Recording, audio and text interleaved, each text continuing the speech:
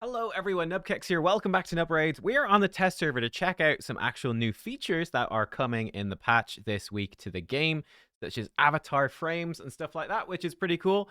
And we also need to talk about the video I put out yesterday on potential nerfs to Vault Keeper Wixwell or the ShieldCapMultiplier and what it means, because Plarium has issued an initial response, right? Now, part of it is that well, let's just show you what exactly the core stuff about what they said.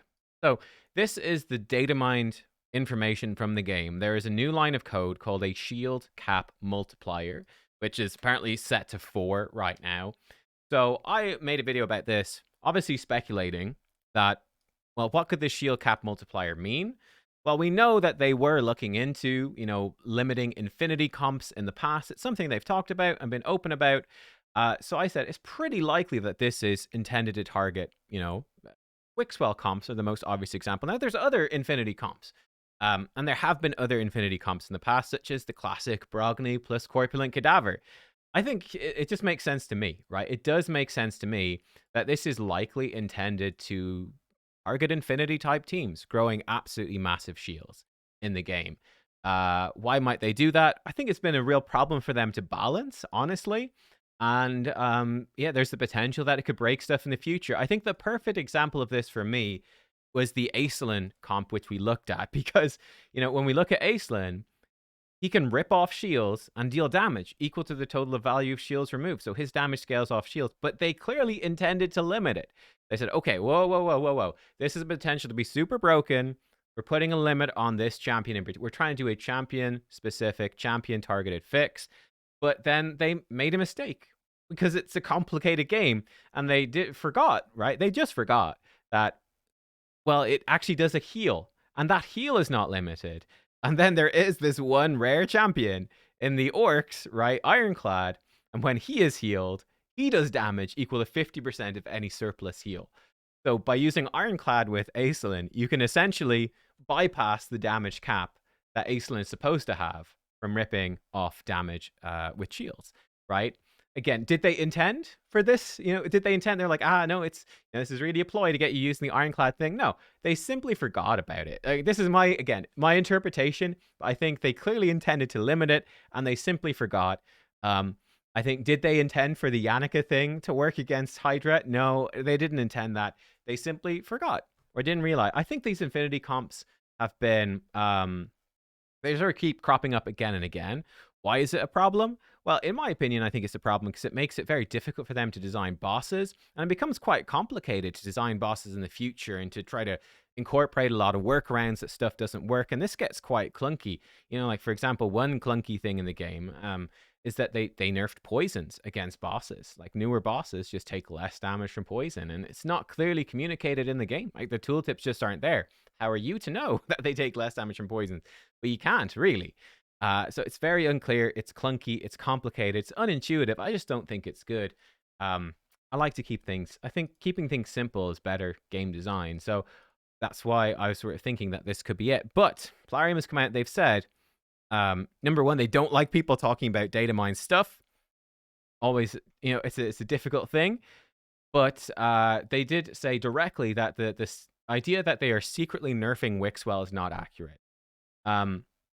That is not accurate. Now, I'm still curious as to exactly what it does mean then, and I still would not be surprised if this does affect Wixwell teams because of further stuff they said, but it does seem like it might be part of a bigger thing, or maybe more targeted.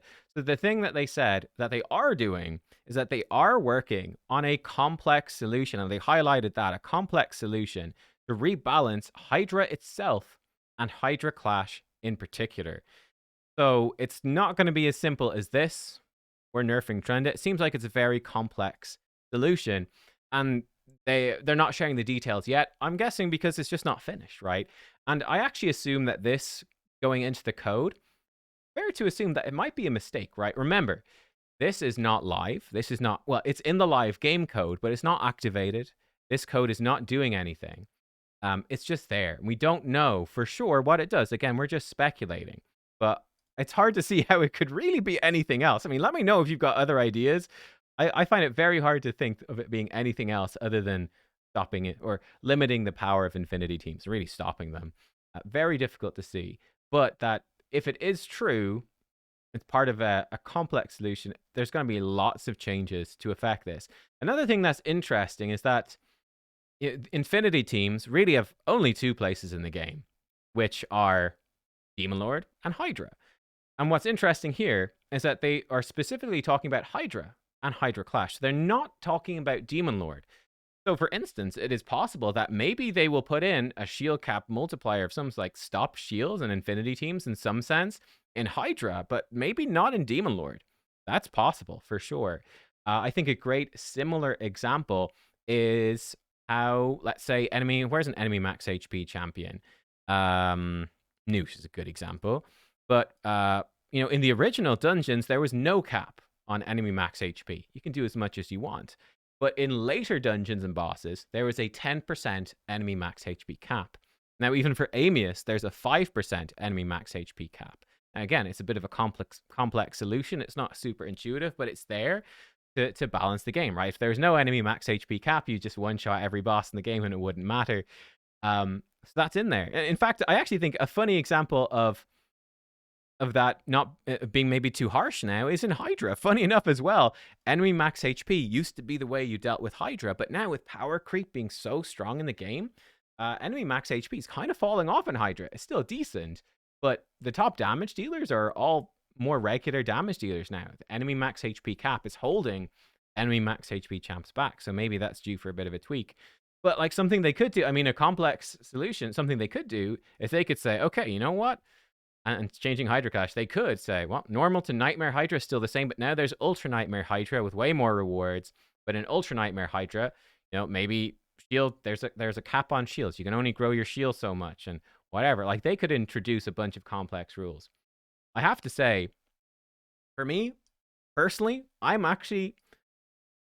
everyone's enemy today. I'm going to be upfront, guys. I am everyone's enemy because I'm not a huge fan of complex solutions.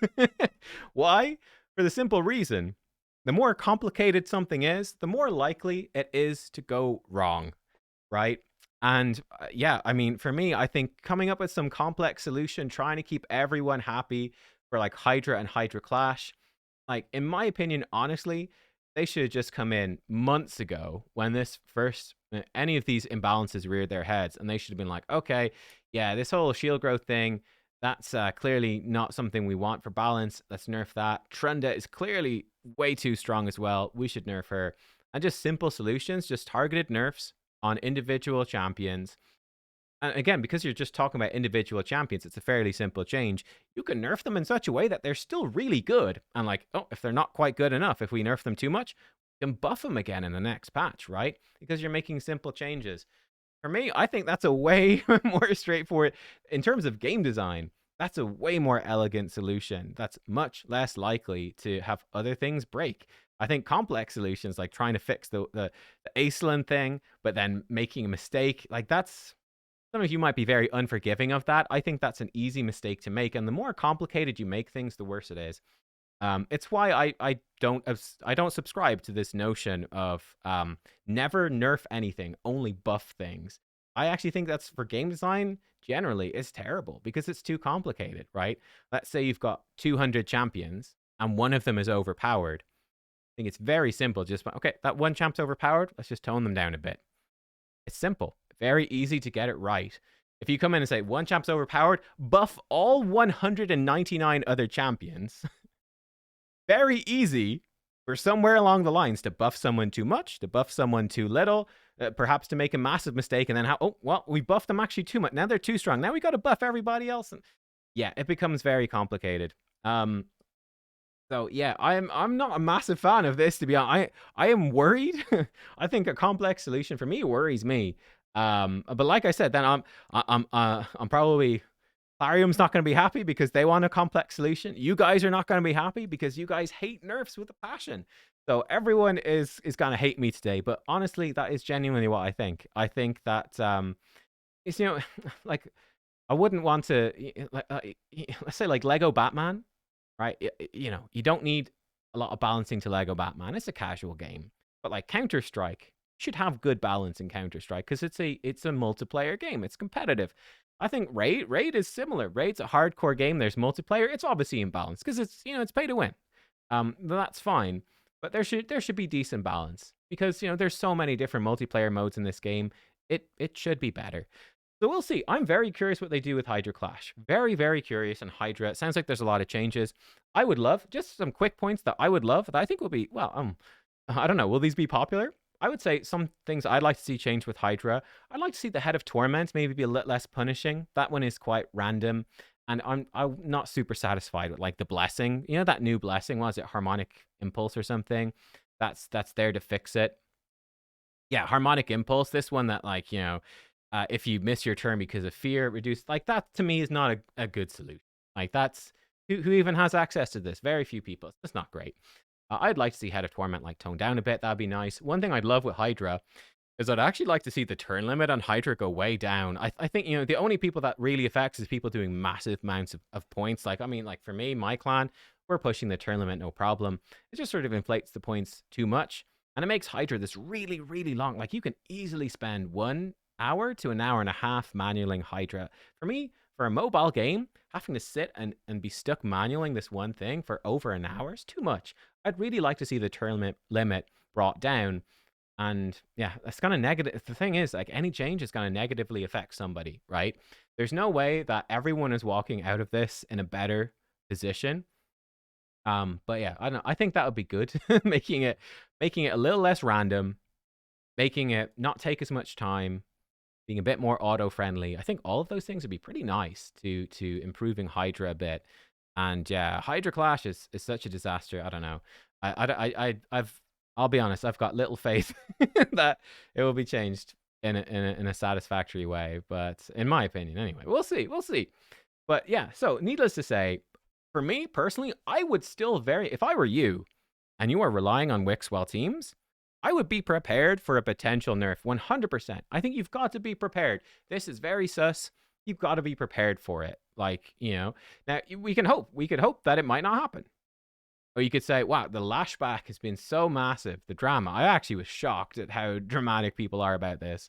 But the drama is so massive.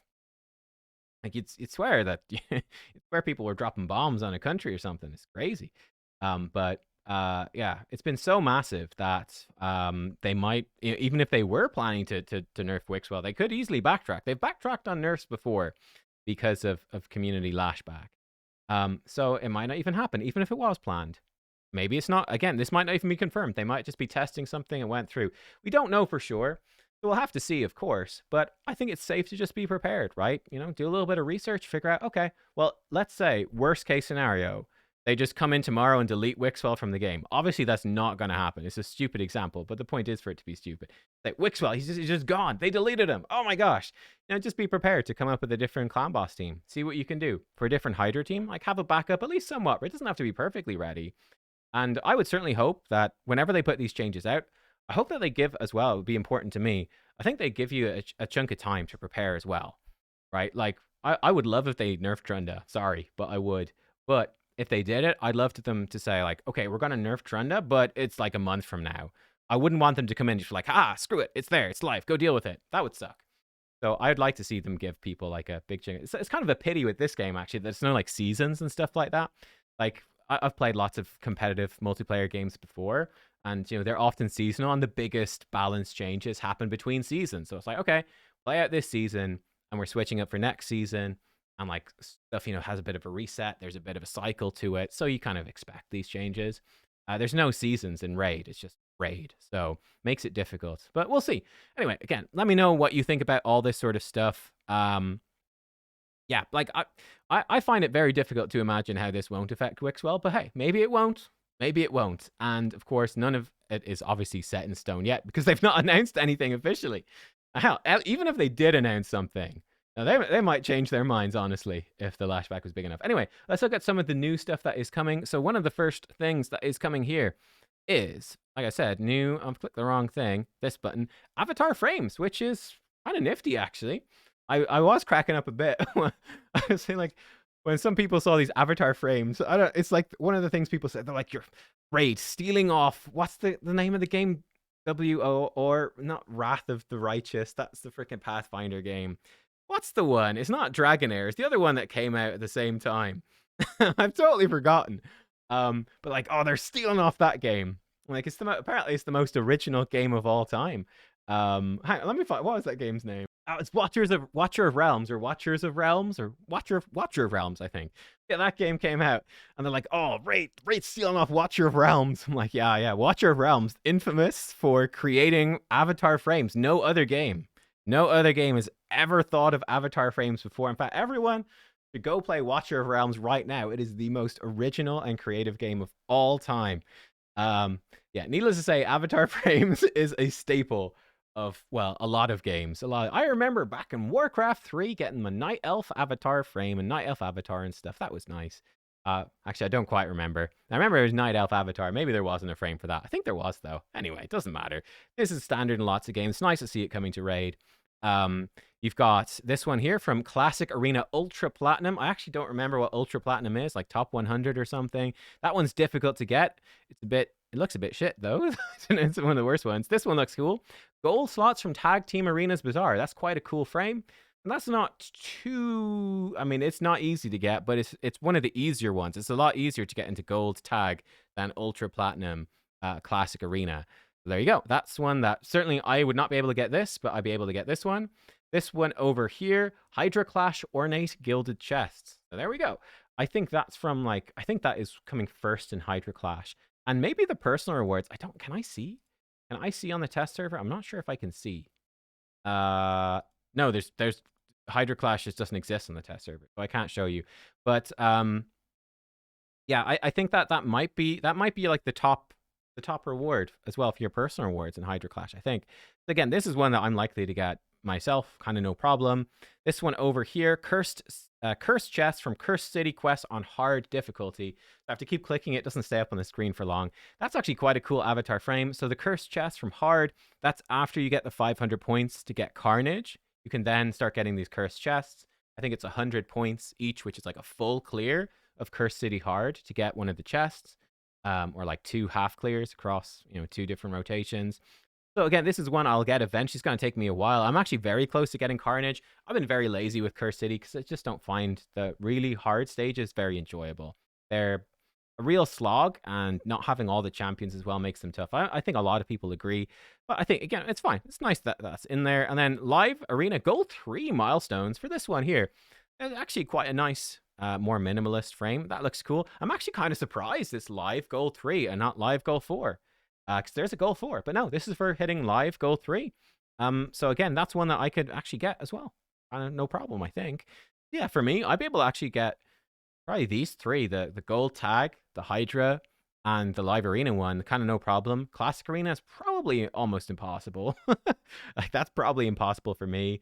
And the curse chest is one I'll get eventually. It's just going to take some time. But that's cool. I'd love to see more of these in the future. Obviously, what would be pretty cool would be some, themed event ones. That'd be nice, right? So like, oh, Asgard Divide, whatever's next after Asgard Divide. Like, hey, whatever. I'm sure there'd be some sort of Christmas type event, right? Some holiday event.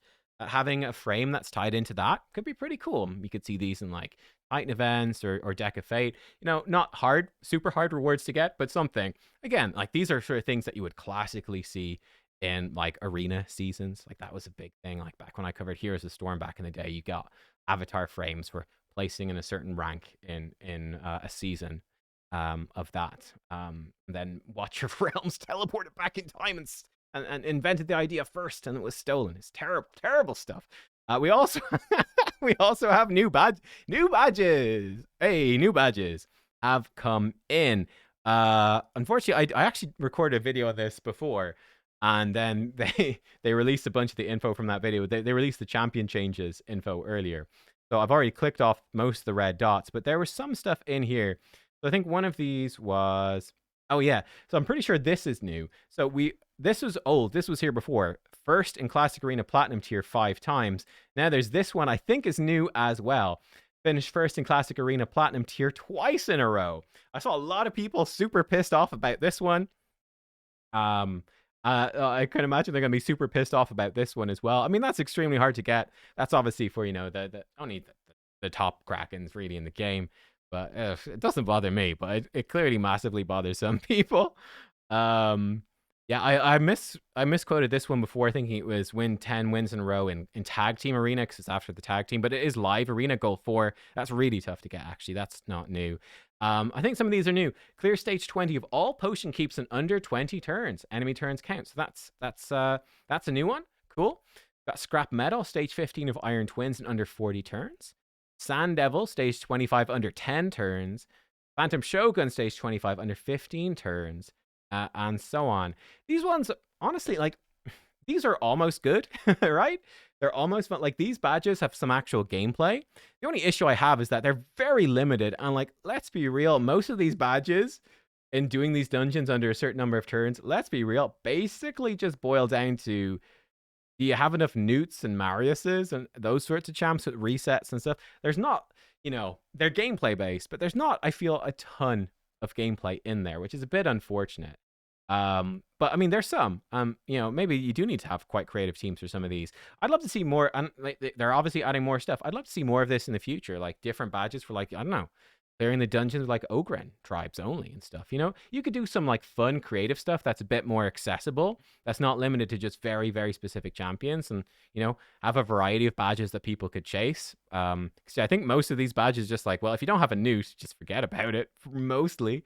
Some of these then, I think most of these are there before. We've got, these ones are new. Flip all cards in 1 deck of Fate. Flip all cards in 5 deck of Fate.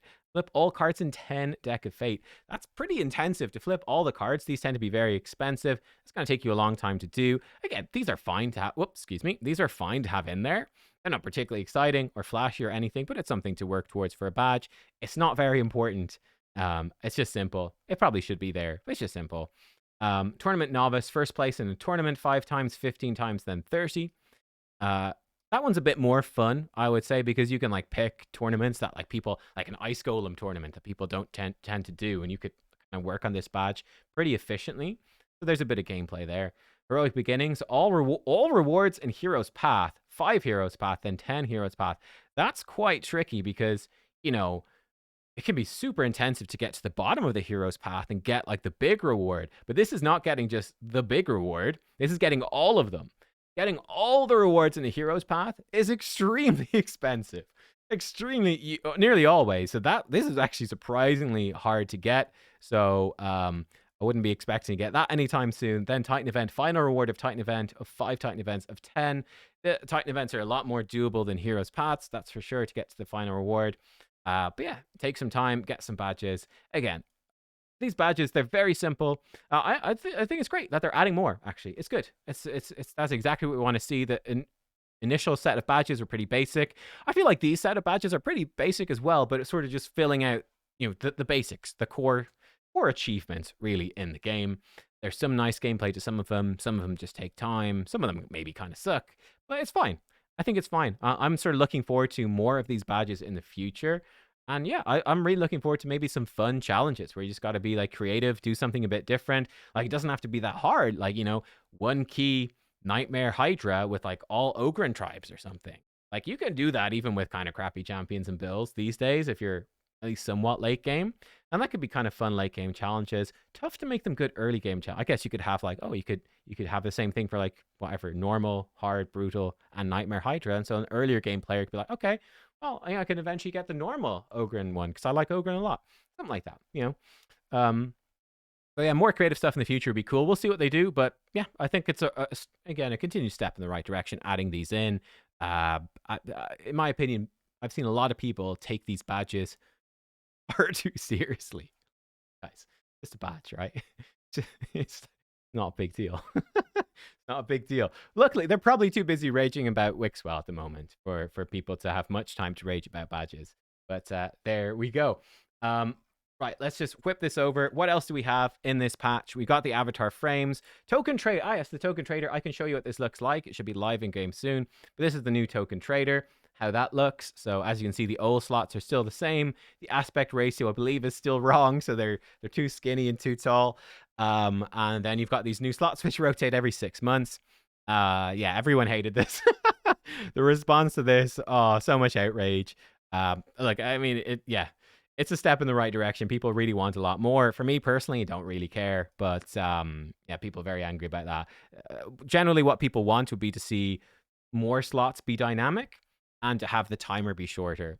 They're not unreasonable requests, really. I mean, I think they're quite reasonable requests. I don't really care too much, but I think that those would be good changes. So hopefully Plarium will improve that in the future. I think people gave fair feedback on that. Just they care a bit much. That's sort of my take on it. Avatar frames. Ooh, hang on, this is new. Siege battle victory conditions. I hadn't seen this. In order to reduce the number of inconclusive results, we'll add the following changes to Siege victory. Again, it's good that they're listening to feedback on this and actually doing something. Should both clans capture each other's stronghold, get the same amount of medals, victory goes to the clan that captured more garrison slots. Should all the above results be the same, victory goes to the clan that took fewer turns to achieve them. I think these are great changes, actually. Yep, they're great changes. So, like, yeah, it's, you know, whoever took the most buildings, the most slots of buildings, whatever, great. Okay, they will win. If it's equal, so if every clan takes all of everything, which does happen a good bit, it seems, whoever took the fewest turns get him. I think it's fine. Yeah, it's maybe not the most satisfying tiebreak, but, like, trust me, it's a lot better to have a tiebreak than just have both people lose. It's not a situation my clans run into, but it's a situation I think plenty of people have run into. So yeah, I think that's good. That's a good change. Great. Future plans to improve Siege we listed in our Rage Digest remain unchanged. Take a look at both articles again. Early games, what awaits. The massive game mode in future updates. Yeah, great. So yeah, there's obviously more stuff planned for Siege. I personally, I like Siege. I think Siege is fun. I think there's a lot of improvements though that can be made. I'm looking forward to them. I guess we just hope that they'll come sometime in the near future. We'll see. Who knows? Who knows when that will come? But I think Siege has a ton of potential to be super fun. I am not a Siege hater. I'm a Siege lover. That's right. Right. Tell your mama I said that. Yeah, that's it. There we go. We've got obviously the champ rebalances. Got videos on these coming soon. And yeah, that's it. So let me know what you think about all of this. If the shield cap multiplier is not going to affect Wixwell, what could it affect? I'm curious what your theories are, because I can't really see it being targeted much at anything but all of these types of, and obviously it includes more than just Wixwell. It includes champions like Brogni, Bambus, all those shield growth champs.